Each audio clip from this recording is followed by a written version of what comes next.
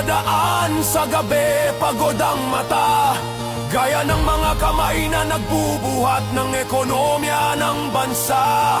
Bawat papel ay may saysay, walang maliit na gawain. Hindi tayo pantay sa pwesto, ngunit pantay sa dignidad.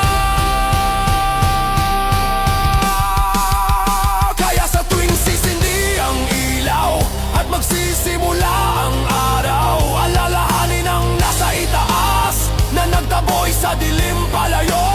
Hindi bayani sa rebulto, kundi taong may paninindigan. Paggalang sa bawat babae, paggalang sa bawat lalaki. Habang ang mundo'y nagpapahinga,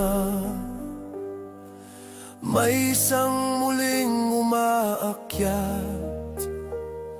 Hindi man makita o marinig, siya ang bantay ng liwanag.